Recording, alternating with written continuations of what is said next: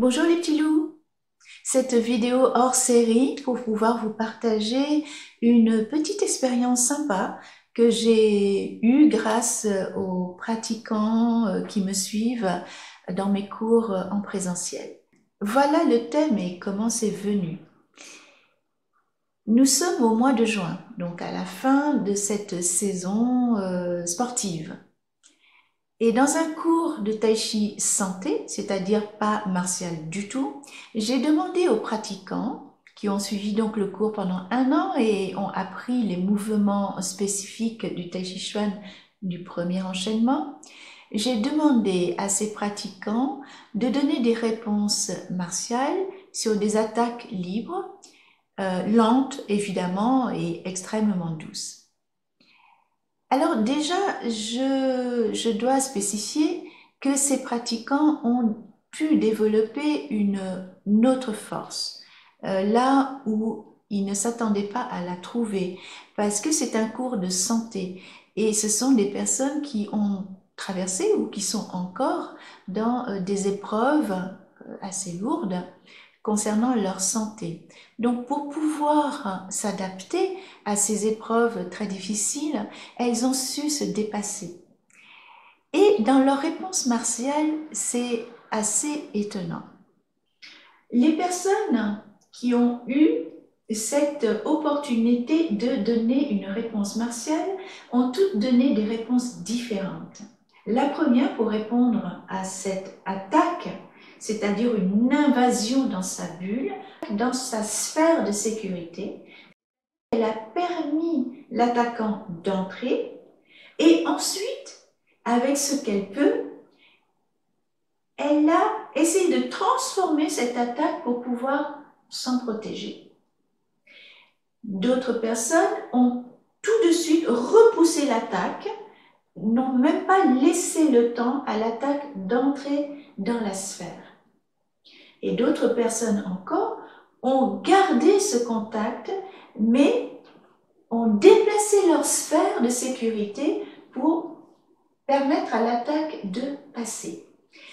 Et lorsque nous avions fini cet exercice, ces personnes, ces pratiquants m'ont dit « mais dans la vie, je fais exactement pareil.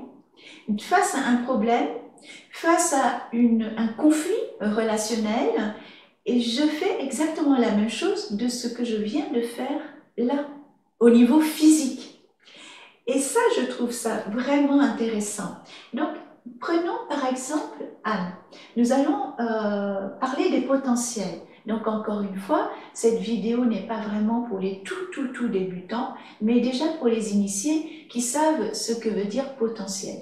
Donc, je ne vais pas répéter sur cette théorie. Je suppose donc que vous connaissez.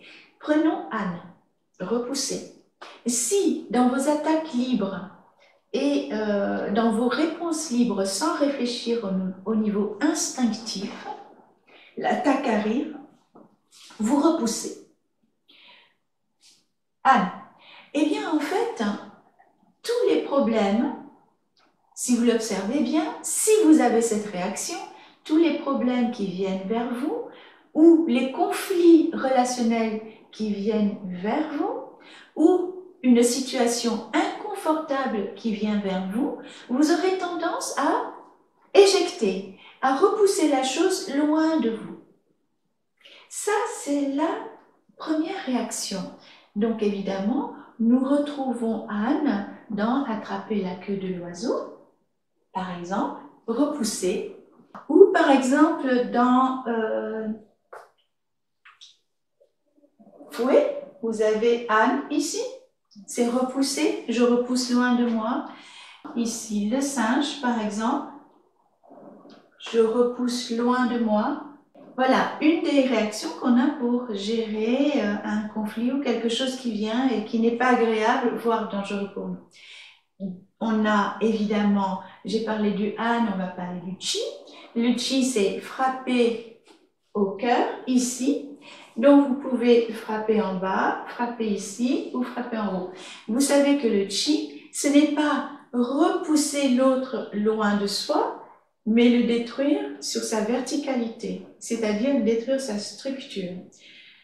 Il y a peu de gens qui emploient le chi dans une réponse instinctive, parce que, ou alors, c'est dans notre groupe où les élèves que j'ai rencontrés depuis toutes ces années d'enseignement, tous les pratiquants que j'ai rencontrés sont peut-être très très gentils. Parce que le chi, finalement, c'est vraiment détruire l'autre dans toute sa structure. C'est comme si on le détruisait à l'intérieur. Le chi, c'est frapper et frapper au cœur. Frapper au cœur veut dire frapper à l'intérieur de la personne pour détruire sa base, sa structure, et la personne s'effondre. Hein. Donc c'est quelque chose qui va non pas pousser loin là-bas, mais pousser à l'intérieur pour effondrer la personne. Lorsque vous avez cette réaction instinctive, vous ne voulez pas dire pousser la personne plus loin, mais vous voulez la canaliser, c'est-à-dire enlever son potentiel d'attaque et la détruire. Donc là, dans votre vie, quand vous avez un problème, quand vous avez un conflit ou quelque chose d'inconfortable, vous allez y faire face. C'est je vais détruire la chose qui me menace, ou je vais détruire le conflit qui menace. Voilà, ou le problème qui vient, je vais le détruire. On est dans la destruction. Là, c'est pour le chi. Le pang, c'est très intéressant. Alors, le pang, forcément, vous l'avez ici, vous l'avez là, ici, dans le double parade. Vous avez un pang. Vous avez évidemment dans la gueule le pang, ici en haut et en bas. Vous avez un petit peu le pang partout, dans pipa aussi. Vous avez le pang un petit peu partout. Et le pang, c'est le potentiel le plus utilisé instinctivement. Et là, on voit que nous sommes plutôt dans une réaction protectrice. Le pang, vous savez que c'est se confronter à un ballon, à une pression qui va amortir l'attaque et reprendre sa position initiale. C'est poum, poum. Vous voyez? C'est vraiment le ballon. Donc, quand le pang est utilisé le plus souvent, c'est que la personne a tendance d'abord, dès qu'il y a un problème ou quelque chose qui vient de menaçant, d'abord de se protéger. Mais se protéger ne veut pas dire complètement fermer comme une carapace et puis advienne que pourra. C'est se protéger tout en restant conscient de l'attaque. Et là, le pang est vraiment intéressant parce que vous vous protégez, mais en même temps, il y a une préservation qui repousse ce qui est inconfortable ou ce qui est menaçant. Et là, je trouve que dans cette relation-là, c'est tout à fait tendre, je dirais. C'est une réaction tendre. Le pang est presque maternel. Ensuite, il y a des personnes qui répondent sur un lu. Le lu est intéressant aussi. Beaucoup de personnes, surtout les avancés, répondent sur le lu. D'abord, ils prennent l'attaque, ensuite ils dévient et ensuite, hop, on met en arrière. Voilà, c'est vraiment comme une danse. Alors, on le rencontre très souvent dans les randonnées d'aïkido, où, voilà, on va envelopper et dévier. Donc, dans le tai chi, quand vous utilisez beaucoup le lu, cela se reflète sans doute dans votre réaction dans la vie. Donc, quand il y a quelque chose d'inconfortable ou de menaçant qui vient, vous allez l'embrasser. C'est-à-dire, embrasser la chose veut dire la saisir pour essayer d'en comprendre le sens, le pourquoi des choses, et ensuite le dévier vers quelque chose qui n'est plus destiné à vous. C'est-à-dire, je saisis Et ensuite, je lâche prise. Et là, le lu est vraiment intéressant. Si vous êtes dans ce cadre-là, c'est que vous n'avez plus peur. Vous n'avez plus peur de prendre à bras le corps la chose qui menace pour pouvoir la comprendre et ensuite la lâcher. Il y a une notion en art martial qui dit que plus vous êtes proche de votre ennemi, moins vous risquez. Évidemment, imaginez quelqu'un qui va prendre une arme. Je n'ai pas d'épée sous la main, j'ai juste ma flûte, mais on va dire que c'est une arme contondante. Bien, alors, si jamais, par exemple, on vous attaque avec une arme contondante, ici, vous voyez que le bout, là-bas, là où il y a le truc rouge, c'est lui qui est dangereux, pas là.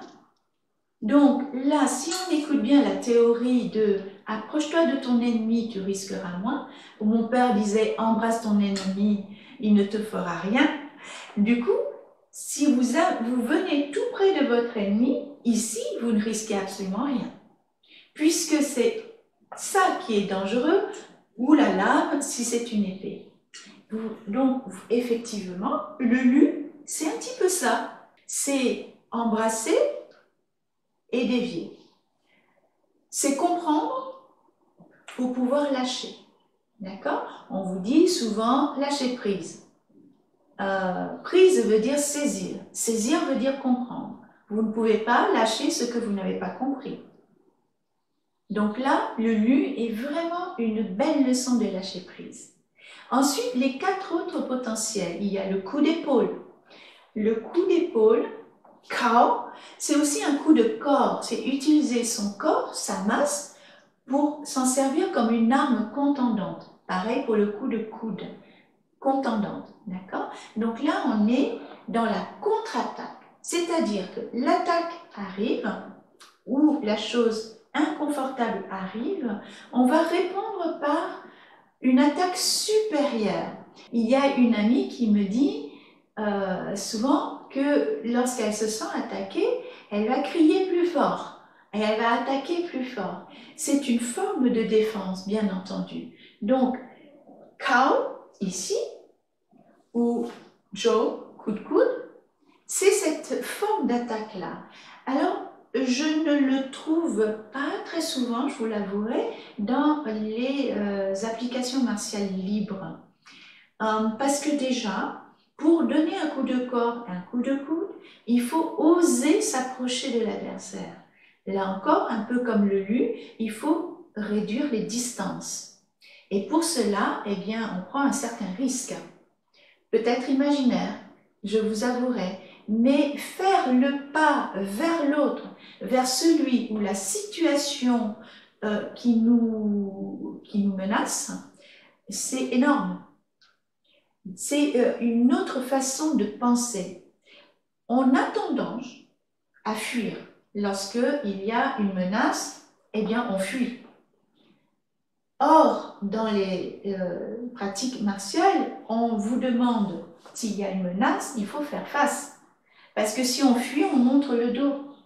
Donc du coup, on devient vulnérable. Alors, Kao ou Joe, c'est faire face à la situation, et non seulement faire face à la situation, mais lui rentrer dedans. C'est-à-dire être l'attaquant, devenir l'attaquant et donc renverser les rôles. Donc vous voyez là, c'est super intéressant. En même temps, comme je vous l'ai dit tout à l'heure, il y a très peu de pratiquants qui vont instinctivement installer cette réponse martiale. Mais si vous rencontrez quelqu'un qui instinctivement répond le plus souvent par cette application martiale, c'est que la personne dans sa vie, eh bien, elle est très martiale, elle est guerrière. Quand il y a une situation, elle va faire face et elle va devenir attaquante, renverser les rôles. Là, on le trouve souvent dans des chefs d'entreprise ou peut-être des hommes politiques.